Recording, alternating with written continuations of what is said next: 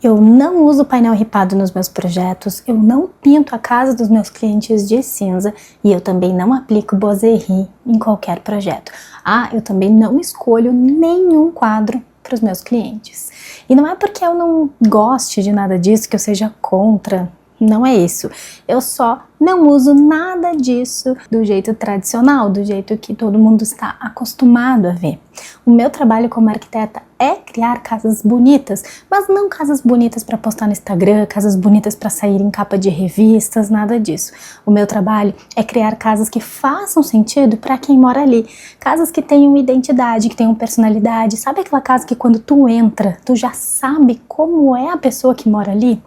É isso. Sabe? É criar casas de verdade e não um catálogo de tendências.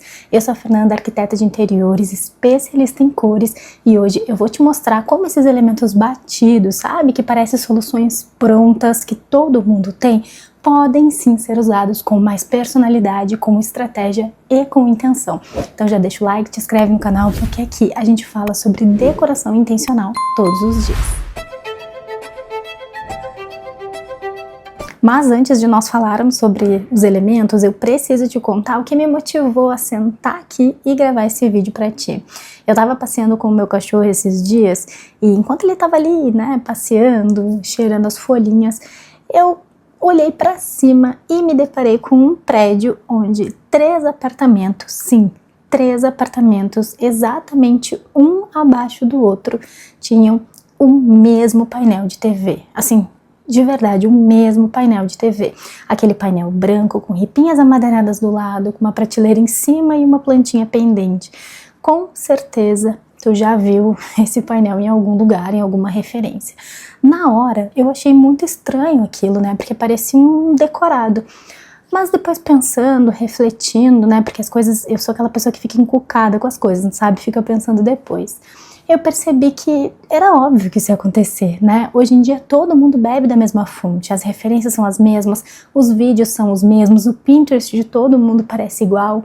E é claro que quanto mais a gente consome, a gente vai começando a decorar no automático, porque não tem personalidade, sabe? Mas porque a gente tá acostumado, o nosso olhar tá viciado, o nosso olhar tá treinado a achar aquilo bonito. E o ripado é um grande exemplo disso. Em todo lugar que tu vai encontrar um painel ripado. Seja na recepção do dentista, no salão de beleza, na padaria, no apartamento do vizinho. E acontece que quando tudo vira ripado, ele perde o impacto, ele cansa. Isso significa que tu não pode ter ripado? Claro que não, né? Eu uso ripado, mas quase nunca daquele jeito óbvio, sabe? Com a parede inteira coberta de ripinhas, uma do lado da outra. Eu particularmente prefiro brincar com espessuras, criar espaçamentos diferentes, levar o ripado para a marcenaria, para os móveis, para os detalhes, sabe? O ripado, ele não precisa estar sempre no mesmo lugar só porque disseram que é o lugar certo, sabe? Quando a gente cria uma composição nova, a gente traz personalidade para o ambiente, não fica igual ao do dentista, igual ao da padaria. Tu tem o ripado que tu gosta, mas de uma maneira muito mais original, muito mais autêntica, muito mais tua. O cinza é um outro caso clássico. Eu quase nunca utilizo o cinza como protagonista em um projeto. Quase nunca, para não dizer nunca, na verdade. Para mim é uma cor muito urbana, uma cor muito fria, uma cor que lembra o concreto, que lembra a cidade grande. E para mim, assim, já tem tanto cinza lá fora, né? A rua, a cidade, tudo é tão cinza. Então, para que trazer essa sensação para dentro do nosso lar, né? Porque na rua a gente não pode controlar, mas o que a gente coloca dentro do nosso lar, sim. Então, assim, quando o cliente faz muita questão, eu uso, mas sempre com muita estratégia. Cinza com fundo quente, sabe? Aquele que puxa mais pro bege do que pro azul. Sempre combinando com madeira, porque a madeira é o contraponto perfeito para quebrar a frieza do cinza, para trazer mais aconchego. Eu também sempre adiciono uma ou outra cor, assim, para complementar, como, por exemplo, o verde, o terracota, o ocre. Então, o cinza, ele nunca vai entrar em um projeto meu como uma cor principal, como protagonista, mas sempre como uma cor complementar, sabe? Para trazer um toque para a decoração. Muita gente acaba deixando o ambiente inteiro cinza, porque acha que é uma cor fácil de combinar. Então a parede é cinza, o sofá é cinza, o tapete é cinza, o rack é cinza. E isso deixa o ambiente monótono, o ambiente totalmente desinteressante e apático. Então, se tu quer usar o cinza, toma cuidado com isso, para deixar ele bem equilibrado. Eu também não escolho os quadros para os meus clientes. Não é preguiça, tá? É por respeito. O quadro é algo extremamente pessoal. Ele precisa conectar com quem mora ali. Ele precisa ter história. Não adianta entupir o ambiente, entupir as paredes com quadros genéricos, quadros que não significam nada, só para embelezar, sabe? Só para não deixar as paredes vazias. Eu sou da teoria de que os quadros dizem muito sobre as pessoas que moram naquela casa, sabe? Eles contam a história, eles têm ligação com a pessoa. E por muitos anos eu não tive nenhum quadro, eu era minimalista, para falar a verdade, eu era muito minimalista. Quando eu finalmente entendi os benefícios que o quadro pode nos proporcionar, eu fui até uma galeria de arte para comprar um quadro em um estilo que eu tinha visto nas minhas referências. Eu fui lá sabendo exatamente o quadro que eu queria. Eu tinha tudo na cabeça, a cor, a linguagem, o tamanho, eu já fui sabendo o que eu queria. Mas assim que eu entrei na galeria de arte, eu me apaixonei pelo primeiro quadro que eu vi. Eu entrei na galeria, tinha um quadro. Ele não era absolutamente nem um pouco parecido com o que eu tinha ido buscar. Eu não queria aquele tipo de quadro, eu nem gostava, eu não me identificava muito com o estilo de arte do quadro, muito menos com a moldura. Mas, né, eu gostei e segui a vida, dei a volta por toda a galeria. Eu vi muitos quadros, vi muitos que eram exatamente como a referência que eu queria, né, que eu buscava. Mas, sinceramente, nenhum quadro me tocou como aquele. Sabe, eu tinha me apaixonado pelo primeiro quadro. Então, assim, eu simplesmente resolvi aceitar que ele não combinava com a minha decoração, que ele não era nem um pouco parecido com o que eu buscava, mas eu comprei ele. Comprei e fiquei bem feliz com a minha compra. Quando eu cheguei em casa, eu descobri que esse quadro, ele tinha que ter sido meu, era o meu quadro. Ele tinha sido pintado por um artista renomado aqui da minha cidade, né, que eu não conhecia, eu não sabia disso, eu não entendia absolutamente nada de arte. Mas mais do que isso, ele era uma figura histórica dentro do meu time de futebol. Um dos sócios mais antigos, né? E quem me acompanha lá no Instagram sabe o quanto isso representa para mim, né? O quanto essa ligação com o meu time é importante e fala muito sobre mim, né? Então, assim, a obra, no fim das contas, ela que me escolheu, né?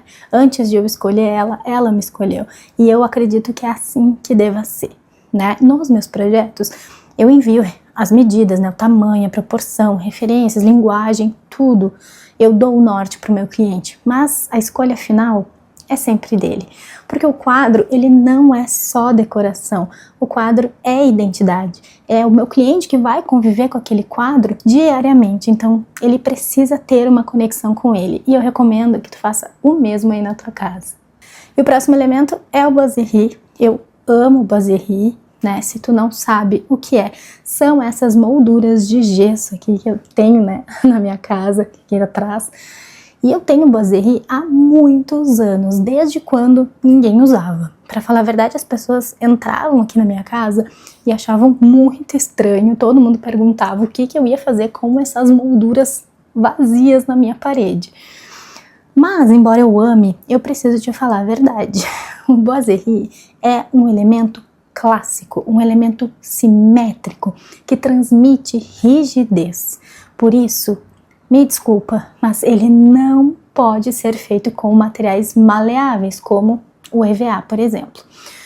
O EVA nunca vai deixar o boiserie retinho, simétrico, e se ele não for assim, ele perde o propósito, ele perde a elegância. O boiserie exige precisão. Então, eu sei que é mais barato, eu sei que é mais prático, mas espera um pouquinho mais, né? O boiserie também não combina com qualquer ambiente, isso é muito importante. Ele precisa conversar com os móveis, com as cores, com o estilo do espaço, porque senão ele não eleva a decoração, ele vira só mais um elemento nas paredes, é quase como se ele fosse uma confeitaria, sabe? Como se ele transformasse o teu ambiente de um local sofisticado para um local qualquer, genérico. Então, antes de fazer um boiserie, dá uma pensada, quais são os outros elementos que tu vai trazer para reforçar, para harmonizar, né, para criar um contexto para essas molduras, para que elas realmente elevem o teu ambiente e não sejam só mais um elemento.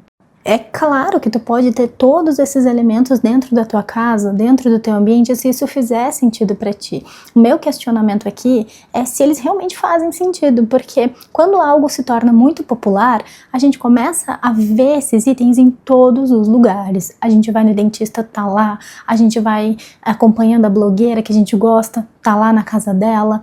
As referências, o nosso Pinterest, tudo começa a ser inundado com essas referências. E a gente passa a observar tanto aquilo que, sem perceber, a gente começa a desejar aquilo. Então, antes de ter esses pensa um pouquinho se faz sentido para ti.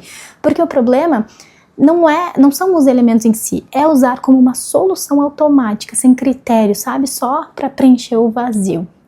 E foi justamente dessa vontade de sair do automático que nasceu o Clube Secreto de Senhoras, um espaço onde a gente fala não só sobre decoração, mas principalmente sobre treinar o olhar, sabe? Sobre fazer boas escolhas, sobre ser presente, porque a forma como tu mora influencia diretamente a forma como tu vive. Eu vou deixar o link aqui no comentário fixado, caso tu queira conhecer mais um pouquinho do Clube Secreto e quem sabe fazer parte da nossa comunidade. Uma casa elegante não é aquela que segue todas as tendências, é aquela que tem intenção, sabe? Em que tudo que tá ali dentro tem um motivo para estar ali, para fazer parte daquele ambiente. Se esse vídeo foi útil para ti, se ele fez sentido de alguma forma, não esquece de deixar o like e me contar nos comentários o que tu pensa sobre esses itens. Um beijo e até o nosso próximo encontro.